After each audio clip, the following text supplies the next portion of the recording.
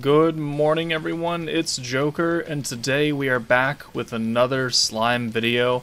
And now that the Jubilee videos are done, we can focus on probably the least important character of this meta, being new EX Shizu. Which is unfortunate because, she is part of the 1.5 anniversary, but her skills are pretty meh.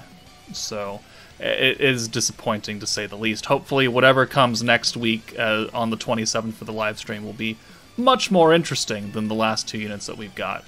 The hero is good.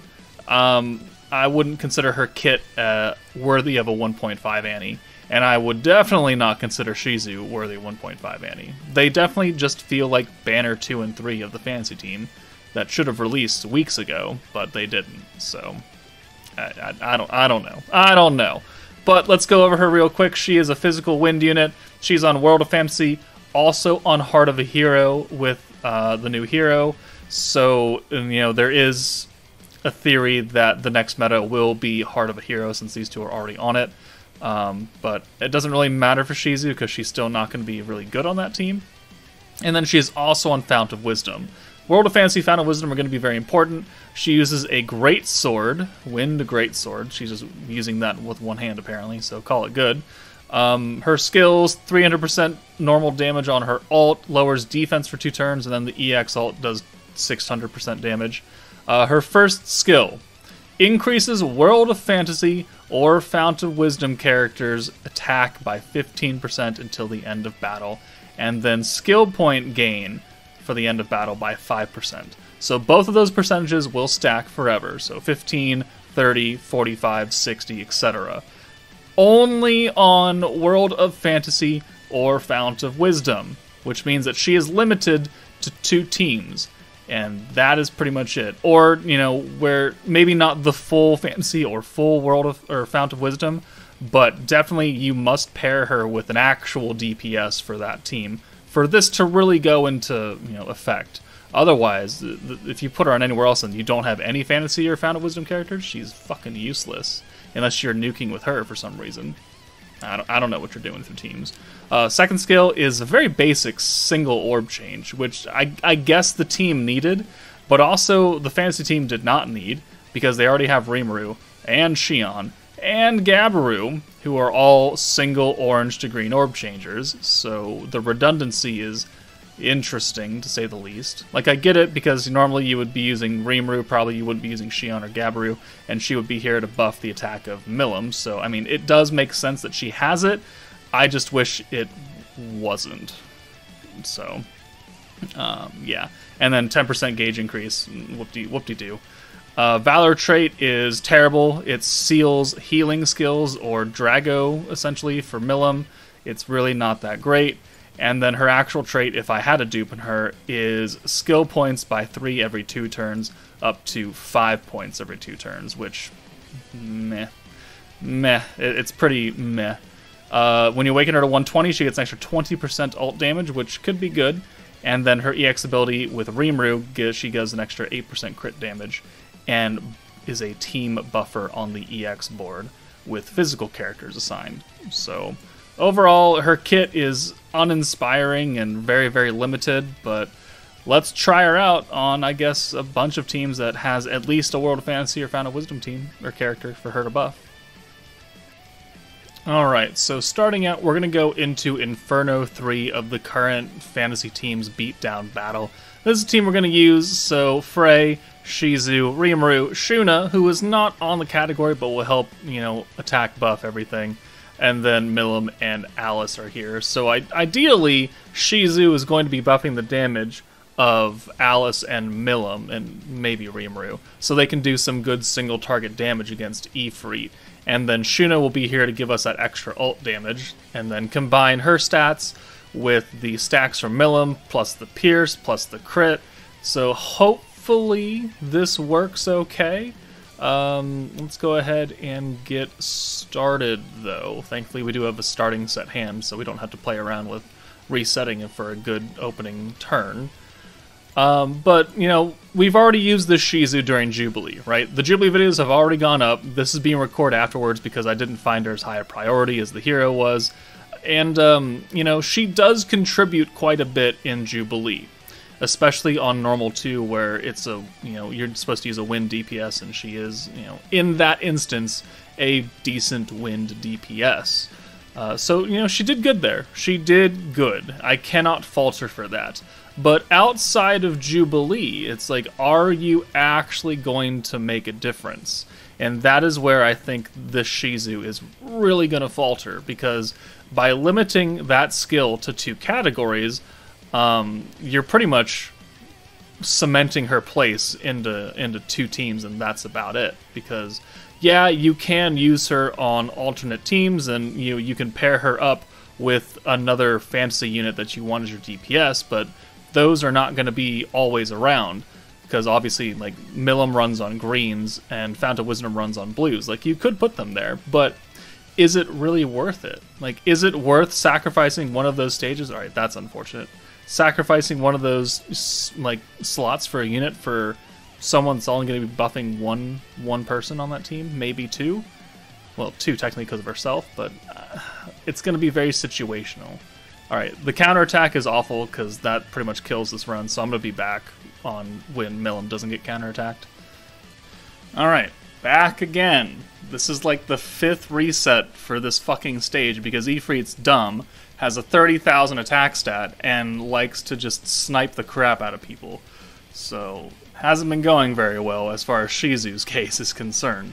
So here, let's go ahead and use both of Rimuru's skills to get the extra ult gauge, plus the damage on the greens, and then we could swap him out for Shizu, use the first stack of the attack buff. Sorry, I'm losing my mind here. And I think... Do we leave it? Do we leave it? Let's go ahead and use another stack of Milim right here, just for the additional green damage. Use Frey, and then we'll send this, and we will compare the damage between Shizu and Alice. Obviously, Alice is going to hit harder because she gets the extra type advantage. Right, that's not good. That was like half her health almost. See, that's what I'm talking about, is that he's just sniping her, and she's just straight up dying. So, yeah. Crap like that. So, let's go ahead and use another stack of the buff. Get that out of the way, and then we can get her anywhere but here. And then we'll bring her in for... bring her out, technically, for Shuna. And then we can swap Alice out for Rimuru. And, yeah, I think we can just do this. So, pop, pop, pop. That's not really going to get us much, but it does get us at least the fray right here. So 1, 2, 3. Alright, he's going to hit Shuna, which is fine. Really not much we can do now. So can we do this? That gives points. Let's do... Ooh. Let's do the attack buff here. No, this just didn't work out, huh? Just did not work out. Whatever. We're gonna send it anyways. Right? Right? The Pierce really doesn't do much for us, so I'm not really worried about that. So let's bring you in here for Rimuru. And then we'll use the ult buff. And then we'll bring Shizu in for Shuna, just for funsies. Yeah, we're just gonna run it like this, because I'm tired of trying this stage, because it's all fucking RNG. And then we'll use her personal buff right here. Alright, so let's see how much damage we had. 2 stacks of the attack buff, right? Yeah. So, how much damage can we actually do here without the EX ult? So Alice, 108k, that's pretty good. Milim, 313, also good. And then the 200% orb does 91k, and we actually end up killing. So, I mean, definitely helped out, because before this, Alice would only do like 78k or something like that. So we have definitely increased the damage for both her and Milim, because we didn't even need the EX ult. We only needed 2 ults right there. So the difference is noticeable. when you're running a team that can benefit from it. But outside of using fantasy characters or Font of Wisdom characters, there is no point to Shizu's skill. So let's move on now to a Fount of Wisdom team instead and see how high we can get Hinata going. Alright, so we're going to take the Fount of Wisdom team, and since we don't have their beatdown battle available, because we're still waiting for them to come back, even though they said that it's going to come back, we're going to go into the old Tempered Edge for the water stage. EX2 though, because on EX3, Shuna has 70% pierce resistance, and here she only has 50, which technically we can cancel out with Albus, so we'll be doing like neutral pierce damage there. So, I mean, it's better than nerfing ourselves intentionally, right? So, we'll see how high we can get, see if we can get Hinata, you know, the full buffs from everybody, alongside a few stacks of Shizu. So, this should be fairly entertaining, and we're not critting at all, hopefully, so she's got the crit resistance that we can't do anything about. But we don't have starting hands anymore, so I'm going to have to reset for a while. So I'll see you guys when I get actually a good starting hand, and we'll go from there. Alright, I totally forgot about the Valdora stage. He has a lot more health. He does have physical resistance, but it's only for 7 turns, so on the nuke turn on turn 8, we can actually send it and be moderately okay. He just, you know, he has such a big negative resistance to magic damage, so we're missing out on that. I gotta click on him, hold on. There we go. So he's like 50% down from magic and 0% physical, so it's whatever. But it's easier to do this here than it is the Shuna stage, because the Shuna stage is not a start setting hand, unlike this stage, and she does attack nerf you on like 2 different turns, which can be quite annoying if I'm trying to get Hinata's ult. But thankfully, we have a special blue converter right here in Hinata, so we can actually just get her in here and use this fully on turn 1, and not have to worry about resetting for, you know, the next hour for one good hand, of which I don't actually know if that stage is going to go well or not. So let's do this, and then we'll just make our way up. So obviously, if the beatdown battle is here, this would look a lot more impressive. It'd be a lot easier. Because it's set up and we'll get that extra massive 60% damage buff, and that is a terrible hand of not blues, so thanks a lot for that. Whatever. We have the secret skill charm buff on Diablo, so that's going to bump up Albus. Why do you have higher attack? 14,000 attack? 14,401, 14,734. Albus, get out of here. It's because Dark Milim is strong, and I have like Wind Valdora attached to Hinata because there's not a lot of good wind units. Or I personally don't have a lot of good wind units, so at least we can get this stack on Hinata, right? Not Rimuru? Thank you. God damn. Alright, let's do this. Actually, let's do this, actually. Let's just send these 3 Shizus, and then I'll clear out a few of the orbs that I don't want. And it gave me the... Okay. All right. We can be funny about this. Set starting hand doesn't mean anything if it doesn't give you anything after that. So life's a funny thing, isn't it? But we do have enough to use the first stack right here of Shizu, and then we'll bring Albus in for Shizu. And then we'll use her orb change. And the next turn when we have it, we won't have her in here. Alright, there we go.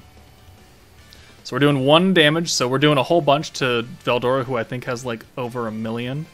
So, whatever. We have Rimuru's ult, which is not the greatest thing in the world. Let's get his orb change in here. And then let's get him out. Or do we... I think we should just send it, actually. Just to get him away. So we'll use another stack of the attack buff, and then Hinata's orb change. And then we'll use the Diablo right here. Bump up our ult gauge for Hinata. That should push us into an ult for her, yeah. So 1, 2, 3, 4, 5, 6. So cool beans. Yeah, let's get rid of this ult. And now what we can do is we can just keep Hinata in and out. We can get her buffed up, send her away. get the stacks from Diablo on her until she has the EX ult, and call it good. We're not really in danger of dying here, really. I'm just in danger of not having enough points to use everything that I want to. So another buff right there. Okay, we're ready to go now. So let's take Gobta out of here since we already have his buff active, and then we can run this. So 1, 2, and 3. So let's see what we're cooking right now as far as buffs are concerned. So we've got 80% attack right here, plus the wind attack 30%, plus the pierce power, plus the attack from her own skill 60%, because this is temporary and this is permanent. It does stack, so we're looking at, what, 140%, right? Yeah, 140% attack, 65% physical attack, guaranteed pierce, and then her own 40% damage right here, plus the ult multiplier. And then we've got the pierce resistance, 50% physical resistance down, and ult damage down, or resistance down by 105. So we should hit some pretty good numbers. We'll send Albus first. Actually, we'll send these normal orbs first, and then Albus, and then Hinata. And we'll see how much damage we do. 22,000. Hinata does 65. Albus ult 200k, and then Hinata's ult. We'll go ahead and watch it.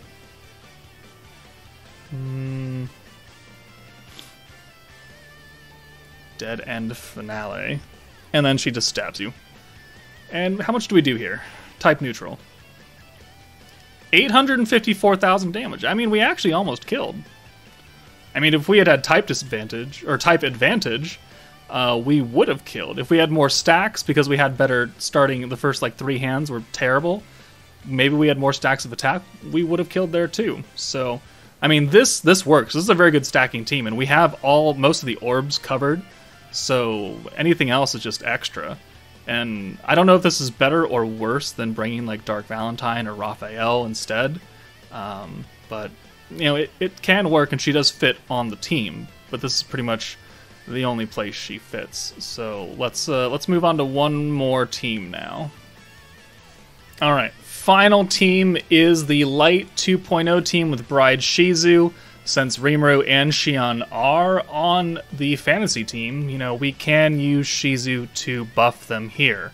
Now, normally I would have, in her place, I would have either Leon or the free-to-play Light Shinsha to give us the light buff. So we're going to see if maybe we can get a few stacks of her. This isn't a very high point team, so maybe like 2 stacks maximum, but if the extra 30% attack can offset the 15% light buff or 50% light buff that Leon would normally give. I'm thinking not Leon, but definitely it'll do more than the Shinsha. But, you know, we'll see how it goes, but this is a stage that doesn't have a set hand, so we'll be back in a second. Alright, let's see if we can work with this here. Got a lot of Rimuru orbs. Let's bring you in for the hero, since we're getting another hero orb next turn. I want to leave Rimuru up here. So let's bring Shizu in for Isis. Yeah. And then we'll send this. This is EX3, so I mean, it should present somewhat difficult. Okay, maybe not. Oh, perfect.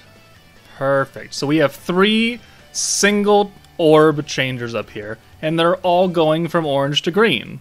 And we got a blue, so whoop-de-fucking-do.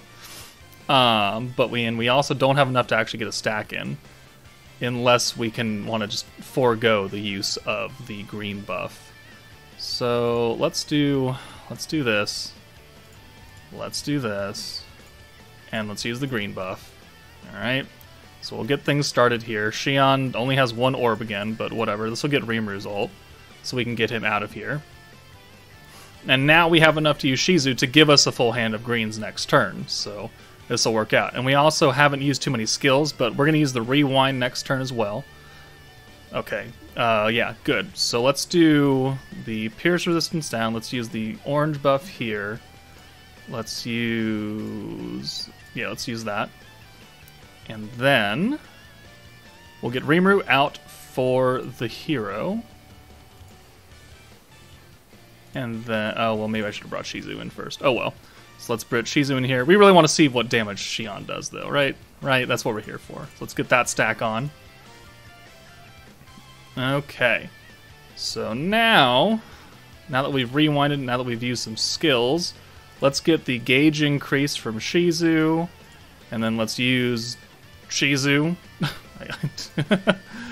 And then we'll send this, and then this should get us Xion's ult, just from this one orb being buffed to hell.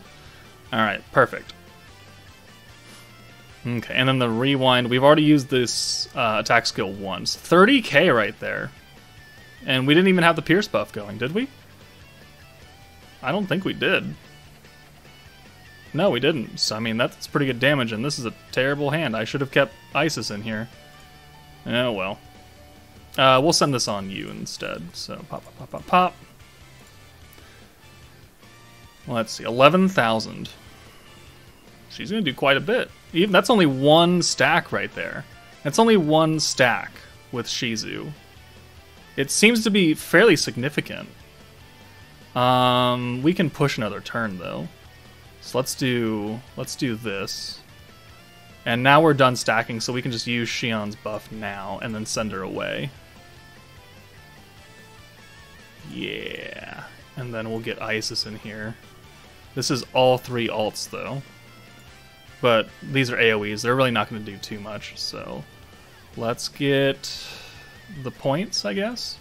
So another Shizu, Pierce. Hopefully this doesn't kill Xion, because I do want to see what we do here, so we're going to target Shinsha over here. And then next turn, now that we're back up to 100 skill points, we can use all the buffs. We can use the crit buff, we can use maybe another stack of... actually, no, we can't, because Shizu does not raise our cap. So, we're going to be stuck. We could probably use the Pierce debuff again, though.